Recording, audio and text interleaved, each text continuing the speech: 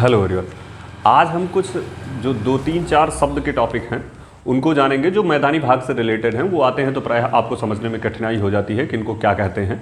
जैसे भाबर हो गया, तराई क्षेत्र हो गया, बांगर हो गया, खादर हो गया, ये क्या हैं और इनका निर्माण कैसे होता है, इन पे आज हम चर्चा करेंगे। क्योंकि ये मैदानी भाग के हिस्से हैं, आगे हमको मैदानी भाग को समझना है, तो उससे पहले हम ये जान लें कि नदियाँ किस प्रकार से इनका निर्माण करती हैं और इन्हीं से मिलकर के चूंकि मैदानी भाग का निर्माण हुआ है, इसलिए हमको ये चारों शब्द जो खादर, बांगर, तराई और भाबर क्षेत्र है उनको समझना होगा। तो टॉपिक यहीं से शुरू करते हैं।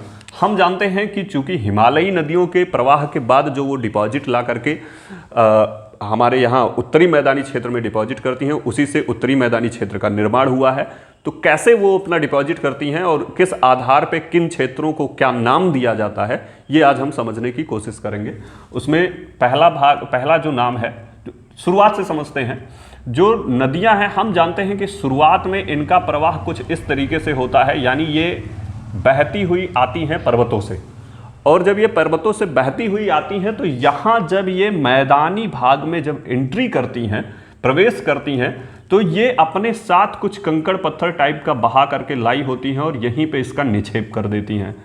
इस भाग पे जहां ये नदियां बहकर आती हुई पर्वतों से बहने के बाद मैदान में पहली बार स्पर्श करती हैं, यानी पहली बार प्रवेश करती हैं, वहां पे ये अपना कंकड़ पत्थर ला करके यहाँ पे जमा कर देती हैं और ये भाग पथरीला हो जाता है। तो पथरीला होने के कारण चूंकि इसमें छोटे और बड़े बड़े कंकड़ पत्थर होते हैं, तो यहाँ जल का स्तर जो है, यहाँ हम ये कह सकते हैं कि नदी अदृश्य सी हो जाती है, यानी इन कंकड़ों पत्थरों के बीच से होकर के पानी बहता है और नदी का पानी वास्तविक धरातल पर दिखाई नहीं मालूम पड़ता है। तो ये वाला क्षेत्र जहाँ पे नदियाँ ला करके अपने अवसाद के रूप में बड़े बड़े कंकड़ पत्थर जमा करती हैं, ये वाला क्षेत्र भाबर क्षेत्र कहलाता है।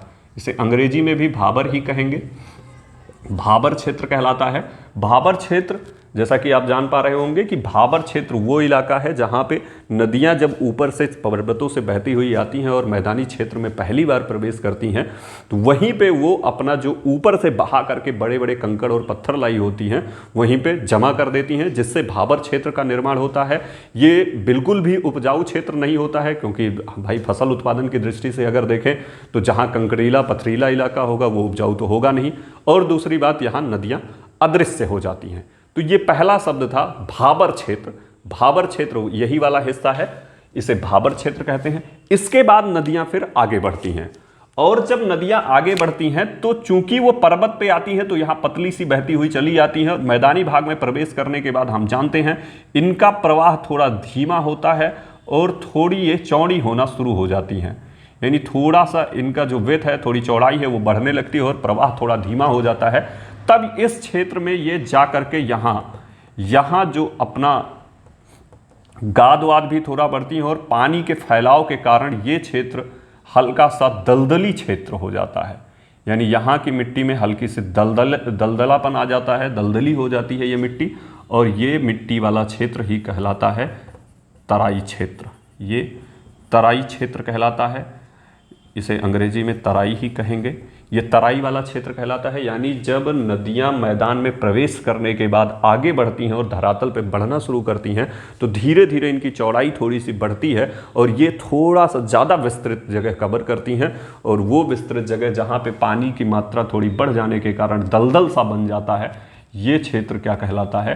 तराई क्षेत्र कहलाता है। यहाँ पे कंकड़ पत्थर आप हम लिख सकते हैं, कंकड़ पत्थर पाए जाते हैं, और यहाँ पे दलदली क्षेत्र पाया जाता है, तो वो दलदली क्षेत्र ही तराई क्षेत्र कहलाता है। इसके बाद नदियाँ अब आगे बढ़ेंगी, और जब ये मैदानी भाग में धीरे धीरे आगे बढ़ती हैं तो आगे बढ़ने पर इनका प्रवाह जो है, इनका पानी जो है, वो अब हम आपको बता रहे हैं धीरे धीरे स्लो होता चला जाता है, और ये अपने आसपास के क्षेत्रों को यहाँ को सिंचित करती हुई चलती हैं। और ये क्षेत्र काफ़ी उपजाऊ क्षेत्र होता है, जहाँ पे नदियाँ अपने द्वारा लगाए गए अवशिष्ट को सबसे ज़्यादा जमा करती हैं, जो पर्वतों से वो बटोर के लाती हैं, और ये क्षेत्र सबसे ज़्यादा उपजाऊ क्षेत्र होता है। और ज़्यादा खाद और गाद जमा होने के कारण इस क्षेत्र को खादर क्षेत्र कहा जाता है। खादर, इसको अंग्रेजी में खादर ही बोलेंगे। खादर क्षेत्र कहा जाता है। खादर क्षेत्र वो क्षेत्र होता है जहाँ पे नदियाँ प्रायः अपने पानी के द्वारा उस क्षेत्र को सिंचित करती रहती हैं और अपना डिपॉजिट सबसे ज़्यादा ला करके जमा करती हैं, जिसके कारण वो क्षेत्र बहुत ही अधिक मात्रा में उपजाऊ हो जाता है। अब एक अंतिम क्षेत्र बचा है जिसे हम बांगर क्षेत्र कहते हैं, वो भी समझ लेते हैं। जो बांगर वाला भाग होता है वो ऐसा भूभाग होता है जहां पे नदी का पानी पहले कभी बाढ़ के रूप में गया था, यानी ये नदी के खादर के बाद वाला क्षेत्र होता है जहां पे कभी नदी का पानी जब बहाव के साथ आया था, बाढ़ के रूप में आया था तो चला गया था, तो अपने साथ जो डिपॉजिट लेके गया था वो वहां जमा कर दिया था और उस क्षेत्र को सिंचित कर दिया था। वो तब उस समय हम कह सकते हैं कि उपजाऊ रहा होगा जब नदी का पानी वहां गया था।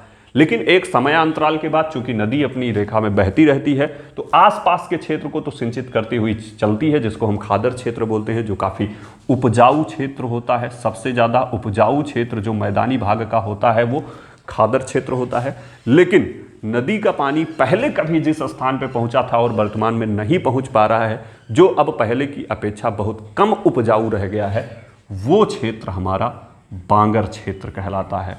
क्योंकि हम पहले ऐसा भी जानते हैं, जिसको आप बंजर भी कह सकते हैं, बांगर क्षेत्र कहलाता है, जो बहुत ही कम उपजाऊ होता है, जो बहुत ही कम उपजाऊ होता है, क्योंकि ये बंगरीली ज़मीन होती है जहाँ पे पानी और सिंचाई भी बहुत कम, चूँकि सिंचाई का पानी पहले कभी यहाँ पे पहुँचा था लेकिन आज नहीं पहुँच पा रहा है। उम्मीद करते हैं कि ये चारों टॉपिक आपको समझ में आए होंगे, क्योंकि ये ऐसे क्षेत्रों के विषय में जानकारी है जो आगे चल के हमको मैदानी भाग में पढ़ने को मिलेंगे। सबसे पहला भाग भाबर क्षेत्र। भाबर वो क्षेत्र होता है जहाँ पे नदी शुरुआत में मैदान में प्रवेश करती है और अपने द्वारा पर्वतों से बहाकर लाए गए बड़े बड़े कंकल पत्थरों को डिपॉजिट करती है, जहाँ पे नदी लगभग अदृश्य सी हो जाती है और हमको दिखाई नहीं पड़ती है। उसके पश्चात फिर नदी आगे बढ़ती है और नदी जब आगे बढ़ती है तो अपने को थोड़ा फैलाने की, विस्तृत करने की कोशिश करती है, क्योंकि हम जानते हैं जब नदी मैदानी भाग में एंट्री करती है तो उसका प्रवाह थोड़ा धीमा हो जाता है और फैलाव थोड़ा ज़्यादा हो जाता है, यानी थोड़ी चौड़ी हो जाती हैं और वो विशेष क्षेत्रों को सिंचित करती हुई चलती हैं और वहाँ पे अपना पानी बार बार उसका पानी जाता रहता है। वो क्षेत्र तराई क्षेत्र कहलाता है, जो थोड़ा दलदली क्षेत्र होता है। उसके बाद फिर नदी जब आगे बढ़ती है तो अपने आसपास के जिस एरिया को प्रायः सिंचित करती हुई चलती है, अपना डिपॉजिट जहाँ सबसे ज़्यादा जमा करती है, वो क्षेत्र खादर क्षेत्र कहलाता है, क्योंकि वहाँ हम ये कह सकते हैं कि उपजाऊ ज़्यादा होता है, खाद से भरा हुआ क्षेत्र होता है, इसलिए वो क्षेत्र खादर क्षेत्र कहलाता है। और खादर क्षेत्र के दूर यानी नदी से दूरी पर स्थित वो क्षेत्र जो खादर क्षेत्र के बाद पाया जाता है, जहाँ पे नदी का पानी वर्षों पहले कभी बाढ़ के रूप में गया था लेकिन आज नहीं पहुँच पा रहा है। तो नदी का पानी जब बाढ़ के रूप में वहाँ गया था तो उसने काफ़ी डिपॉजिट वहाँ जमा किया था, यानी गाद ले जा करके जमा किया था और इसके साथ उस क्षेत्र को सिंचित किया था। लेकिन वर्तमान में ना तो नदी का डिपॉजिट वहाँ पहुँच पा रहा है और ना ही पानी पहुँच पा रहा है, जिसके कारण वो क्षेत्र बहुत ही कम उपजाऊ यानी अनुपजाऊ हो गया है और वो क्षेत्र बांगर क्षेत्र कहलाता है। ये उत्तर भारत का जो मैदान है वो इन्हीं 4 क्षेत्रों में बटा हुआ है। चूँकि आगे हमको उत्तर भारत का मैदान समझना है और ये क्षेत्र समझने होंगे, इसलिए मैं उम्मीद करता हूँ कि ये चारों क्षेत्र आपको समझ में आए होंगे। धन्यवाद।